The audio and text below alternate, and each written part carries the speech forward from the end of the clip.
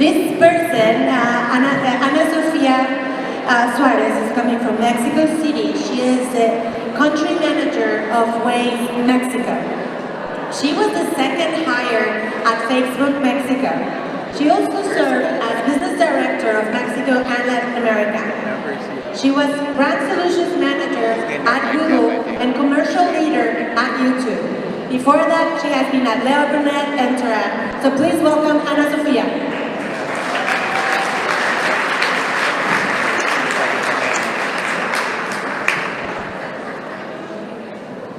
Thank you very much for that great introduction.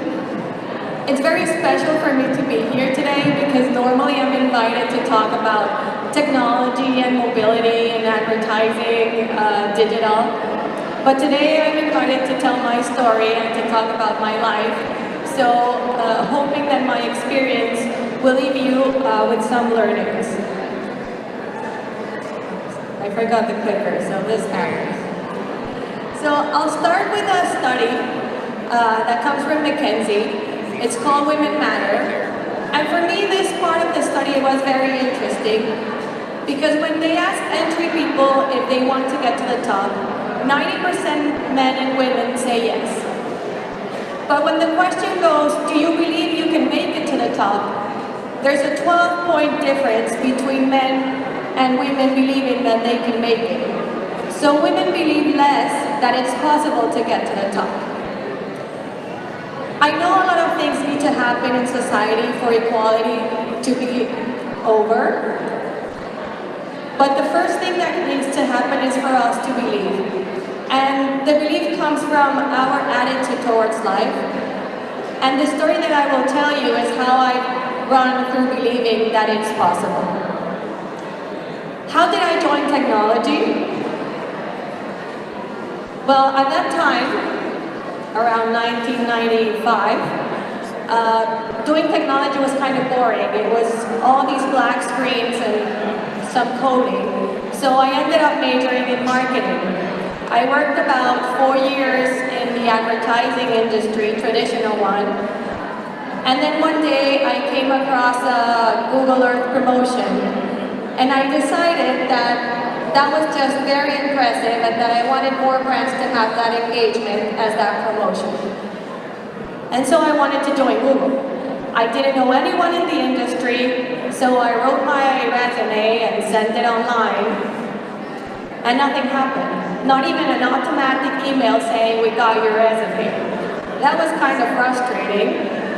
Anyhow, it took me some months to think, what could I do to try again? So I ran into a headhunter, wrote the different resume, and sent it again. It took about 2 or 3 months to receive an email to get my first interview.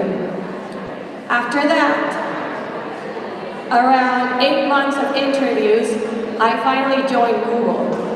I received an email that little did I know how much my life would change from that point on. So my first learning today is be persistent. If you were counting, it took me around 2.5 years to join Google. I was about the 10 or 12 person in the Mexico office, and it was a time where it was not that well known, and we had the responsibility of building a country. There was a lot of commitment in that team, and we had a strong passion for the company. I think that was what made different and what for me was special to join in the end. Personally, other than learning a business and understanding all this new terminology, I was the only woman at the team at the time. And later on at Facebook for like a year, also the only woman. I really didn't make it a thing. Maybe because how I was brought up. There was no differences at home, thank God. But I also think that unconsciousness was what made me stronger. I never hide in the point like, oh, I'm a woman, so this should happen or this shouldn't happen. And I think that was a critical part in my career. Some years went by, and the news came that YouTube was coming to Mexico. And how I learned that is because they had given the role to the guy that sat next to me. I was so disappointed that they didn't open the role to everyone, and everyone, we were like 15, right? But I said like, no, I'm like the perfect person for the role. Why didn't they give it to me? I have the video experience, which later on I knew I didn't, but I had to learn on the way. So I built up my case. I did a bunch of reasons why I was the perfect person to join YouTube at the time. And I set up a one-to-one with our country manager. When I got there, I was so nervous, but I had all my reasons.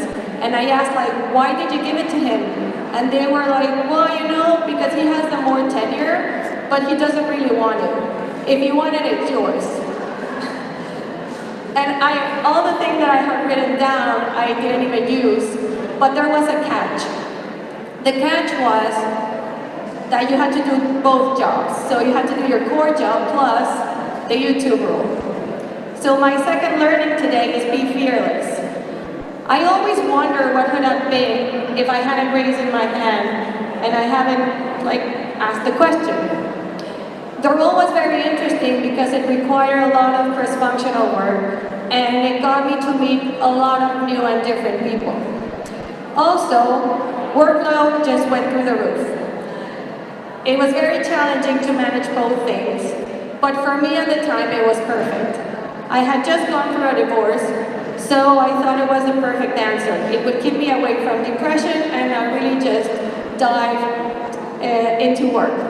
I don't really recommend that. The work-life balance was very bad at the time, but it worked for me. It got me to grow a little bit faster. And also, it got me to meet my mentor. So with all these emotions running around, I needed someone that I could trust and that I could share all the challenges that I was facing personally and professionally. And so it was one person who was my peer, but he was a little bit more senior than me. And this is lesson number 3. Find a mentor and then a sponsor.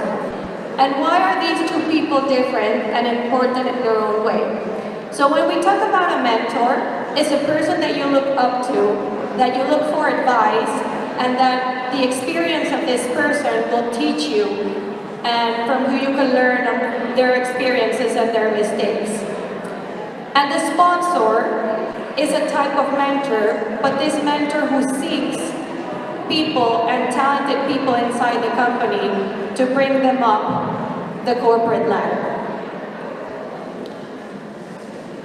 And why are these two people important? Because a mentor will teach you and will show you about their experience, but as you might have heard, the biggest decisions of your career are taken at a table where you're not present and you don't have a say in it. It's, let's say, the higher level who will decide on your future. So that's why you need someone to talk about you in a positive way at that time and moment. As you can see from the picture, this person who was my mentor, who became a sponsor, was a person who eventually took me to Facebook.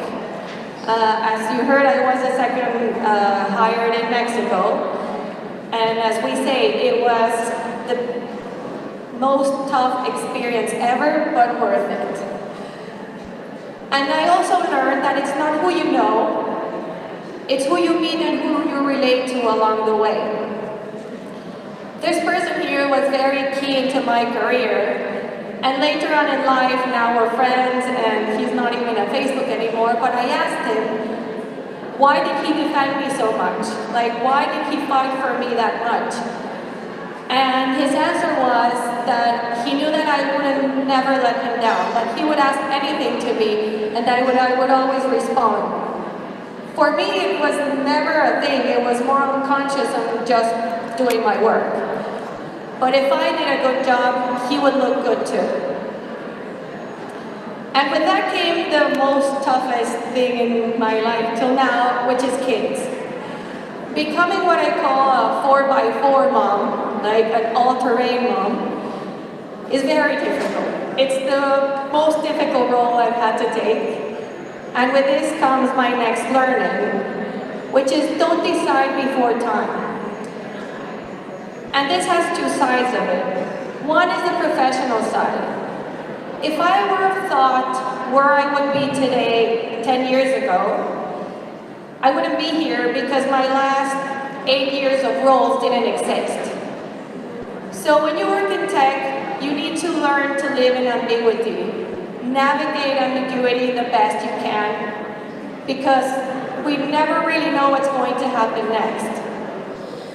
And on the personal side too, when I got my family, and now there are two, but at the time there was only one, I had this belief in my mind that when I had kids, I would go home and take care of them. But at that time, my role at Facebook was too exciting to leave it. It was just starting, it was blooming, it was very interesting to know what was going to happen. And the truth was, I didn't want to choose.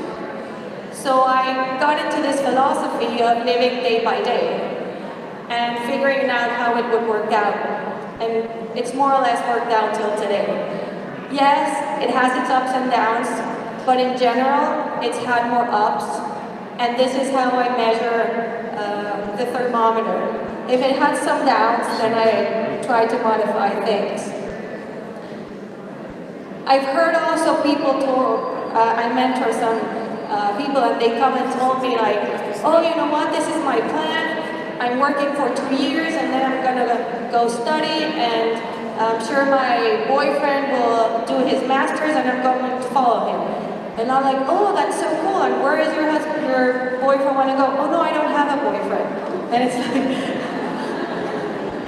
so don't decide before time and decide when the moment is true. And then as you saw, I look pretty happy there, right? And if you listen to the whole story, it seems like pretty positive and she's had like the perfect life and she's grown very happy. Well, no. It had its challenges and it had its complicated parts. And the fifth learning is listen to feedback.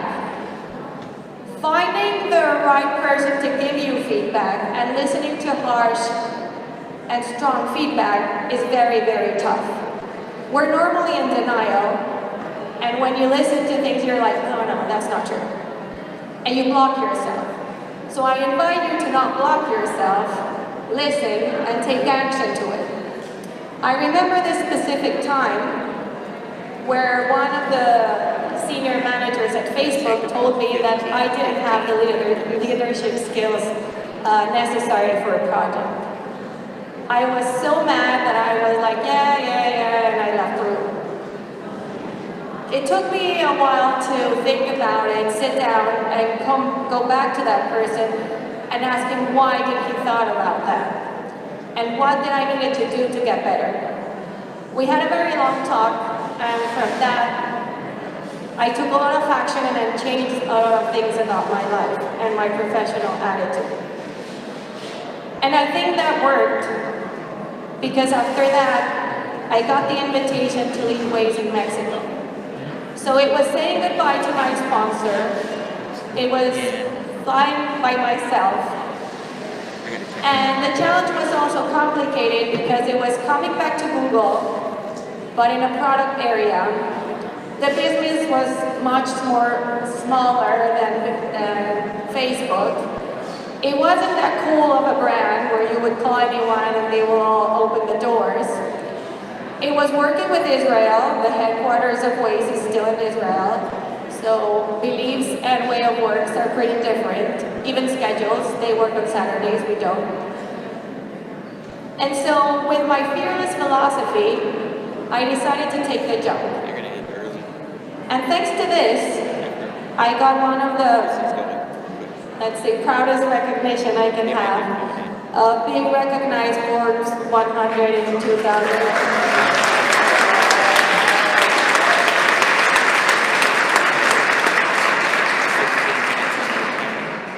So coming back to what I told you about believing, I will leave you with one last, let's say, bonus learning, which is dream. And dream very big because dreams do come true. Thank you very much.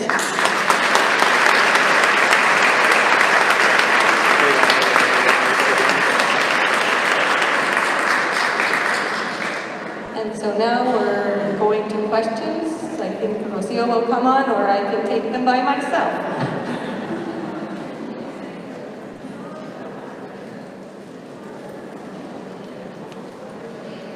Hi, my name is Giselle.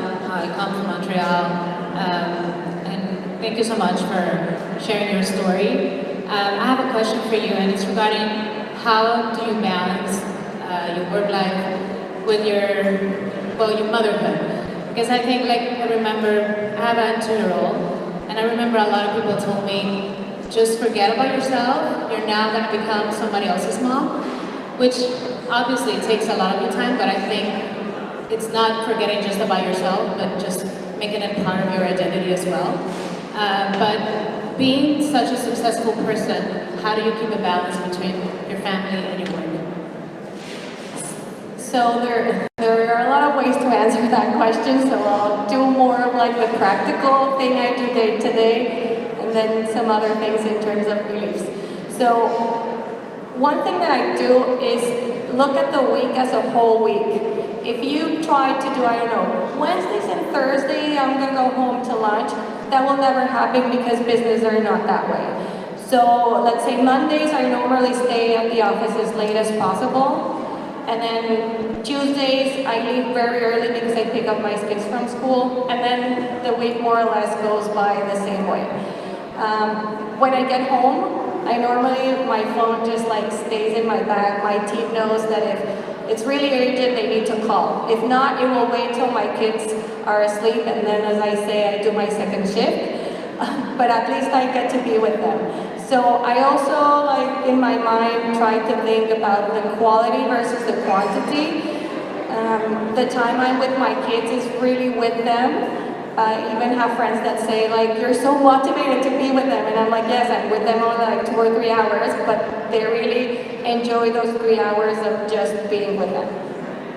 And then on the other side, this type of, let's say, Tetris kind of week working, if a Thursday I see that I don't have that many meetings or that I don't need to be in the office, I might leave, I don't know, at 2 and just go pick them up early and go do something fun. And just then, I put them to bed, and then that night is going to be longer because you need to compensate somewhere or the other. But at least it's the way that I feel that I'm spending enough time with them. And then I have a rule with my husband, because normally that happens. The kids take all the time, and then you assume that your husband will be there forever, but no, he needs time too. And so Friday afternoons are our date afternoon, you could say, and it's a rule. Anything what I learned from a book was that when you schedule, let's say, a client meeting or the one-to-one with your manager, it doesn't move. You'll do whatever it takes to be there at that time and that hour. Your family needs to have even more importance than they do.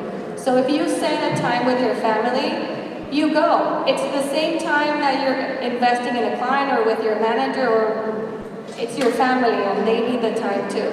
So it's very, let's say, schedule agenda related, and you need to be very disciplined into what time you put onto what.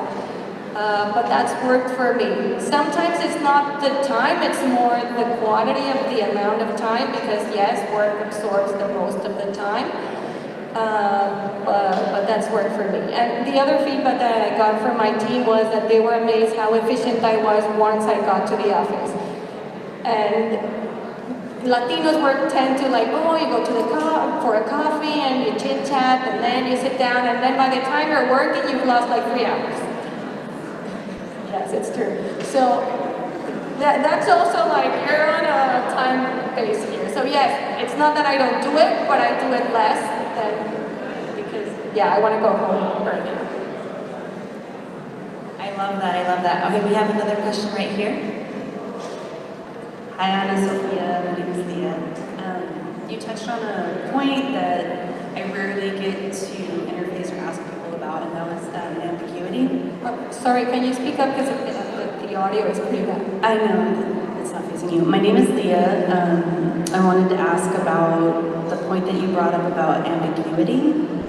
I thought that was really fascinating, and I want to dive a little bit deeper, and I want to ask, in the most concise way that I can think of in the moment, how do you know when you're looking at functional ambiguity that you dive into?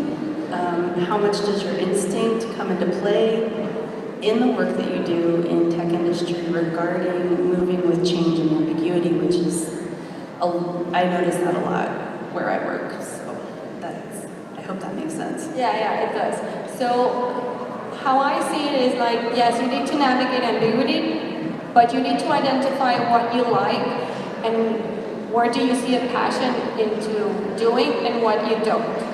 So in my case, I discovered pretty early that I really liked the novelty. So implementing a beta, working into developing a product for an advertisers, and selling it as a new thing for advertisers, and having like very or no structure at all, kind of developing it myself. And based on that, I think my sim career brought me to this point where I actually had an interview some time ago, and they told me, "Oh, you're a builder," and I was like, "Yeah, that sounds kind of right." And so I found out that that's what I liked. I like to start from zero. I like to face the challenge of not having any information, face the challenge to explaining in a kind of simple way what was this new thing or this new trend. And so that's the ambiguity that I've been trying to navigate. But yes, you need to find what you like in terms of concept and what you don't, so you can find a way that path. Awesome. You got another question right here?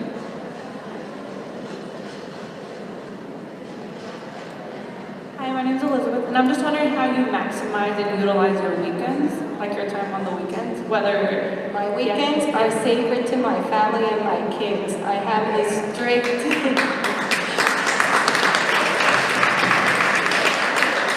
I have this strict no computer, no phone until like Sunday night. Before I go to bed, I do some prepping for the Monday reading. But other than that, it's no work at all.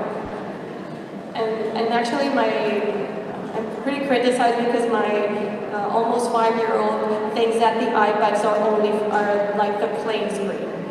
But that's part of like my no tech point in weekends. Awesome. Our next question is right here. Hi, so I'm Anna. I was born and raised in Mexico, and I came here for college. I've been working for a year, and I'm terrified of the idea of going back to Mexico because of like the role that women have in society. And I'm wondering, like, as a woman empowered back in Mexico, is there anything that you're doing for other women who might be like just joining the workforce or not being able to get promoted? So yeah. Specifically on like women and the risk. So they're on the wayside, we're working with the government to see how we can map security areas. It's still in the process, it's not that easy as we see. But once we deep dive, yes, it is dangerous, but when we compare, it's not that dangerous as any other like big city. So there is a point where social media, it's made like things much bigger than they really are, but without wanting to, what we say, like cover the sun with one finger and translate it literally. Other than that, specifically, no, we're just working specifically with the government to be able to map the most dangerous area, and that's it. So I was basically referring more to like the role of women in the workplace. So not security issue, just like every time I go back, a lot of my mom's friends would be like, "Where are you working?" Or like, "How come you're an engineer?" And I think that like that is still a really big thing in Mexico for like women in the jobs. Like women are not expected to be in the position you're in. So as someone who is in that position, is there anything that you or your company is doing for other women? Yeah, so I always say pay it forward. So I had the chance to have managers that were parents of women, so they understood a lot of things that someone else wouldn't. And what I tried to do is pay forward what the opportunity that I had. So flexibility, more open hours. We actually just hired a pregnant girl, so I was. It was more of a situation, so we didn't know she was pregnant when the interview started. But then everyone asked me like, "Are you staying with her?" And we were like, I didn't even question that. So personally, I try to always interview the same number of men and women. Then it depends on talent if they get the job or not. And yeah, that would be more personal what I try to do. And we'll always. I think too many at some point. I need to learn to say no. I have an external mentee, an internal mentee, so someone who's not at Google, and an internal mentee, and we're pushing for a specific WAYS team mentorship program. Thank you, Anasofía. Next question is here from Mir. You're getting a lot of questions about motherhood, and I'm sorry, it's one more. How do you deal with the mom guilt of being a working mom, growing, living in a Latino country where there's so much emphasis on mothers being a part of their children's lives? I imagine that your kids go to school with other children whose moms don't work and get to spend all the time with them. How do you deal with that? So I'll be truthful, it doesn't go away. You can make it smaller, and there are two things. So one, I've talked a lot with my husband because I always see that he doesn't have like the smallest guilt. And I'm like, how do you do it? And he's like, I don't know why you have that much. They're happy, look at them. They go to school, they come back, you pick them up, they're happy. What else do you want? And I'm like, yeah, but I'm not with them. And he also says like, you wouldn't be happy being with them all day. You don't have the patience. You like to go to work. And it's true. So I've taken, 3-week vacation just to be at home and be like a stay-at-home mom. And the truth for me is, it's not for me. So I really think it's a choice. And if you want to be a stay-at-home mom, it's great. It's a choice. If you don't, I think we even have an advantage over men that they don't have their choice. So culturally, if you're a man, you have to go work, you have to provide. If you're a woman, it also depends how you want to live, right? But in general, we have the choice of like, I want to stay home, I want to take care of my kids, great. For me, I've been working more time than I haven't in my life. And I really enjoy going to the office. I really enjoy being with people, giving back to all that I've learned in time. So I feel that if I go home, it's also like unfair to the world or the business that I've learned so much, and my experience can also pay forward to more women. That it's more finding the balance. And there are days where it's perfect when I leave on time and I get to go home and play and bathe them and everything, and days like today that I won't see them in 2 days. Then yeah, I feel gross, but then I go back and they're happy and they enjoy, they stay up after school, and then I go pick them up and they're like, no, I don't want to leave, and I'm like, okay, they're happy. And for me, as I said, there are ups and downs, but my thermometer is the day that I don't see them happy, I might take a different decision. But for now, it's working.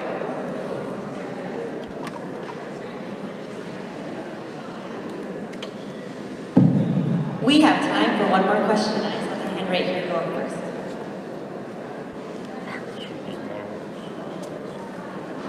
Hi, so my question is, were there times in your career where you maybe didn't have all of the experience that a role needed and you still stepped into that?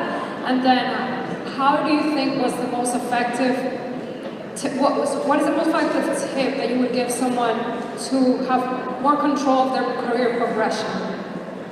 Sorry, can you repeat the second part? Yes, what is the best tip to have more control of your career progression? Okay, so how did I jump into a bunch of roles that I didn't know a thing? I really don't know. I really wanted them. As I said, I really like the unknown. But I read a lot, So I try to learn as it goes by. Find the people that have experience, maybe not on the specific product, for example, but I don't know. So now that I joined mobility, I knew nothing about mobility, I have to confess, but I understood how the online to store worked.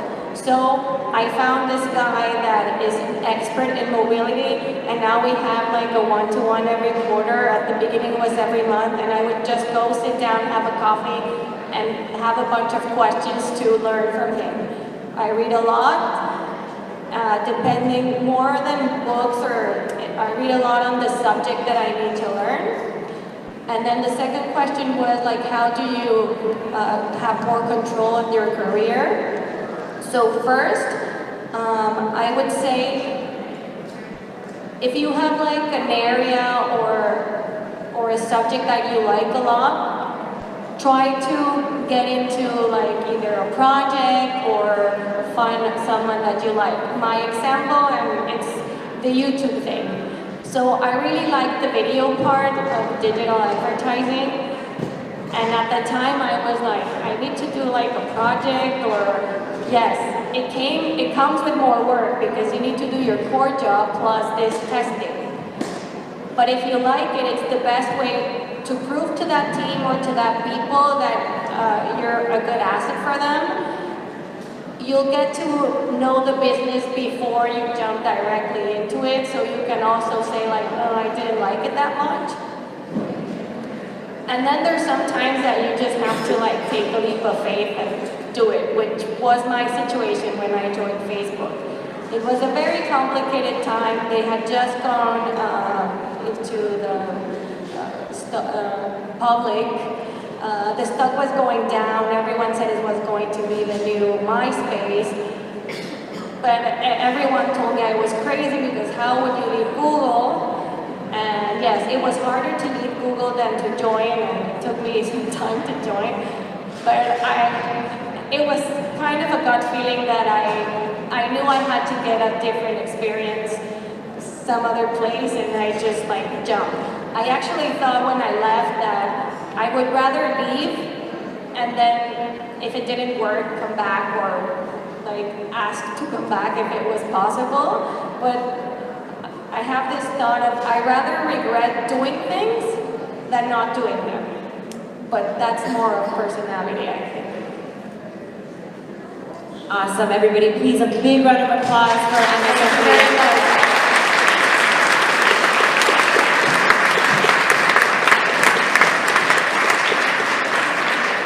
It's only you between drinks and this, right?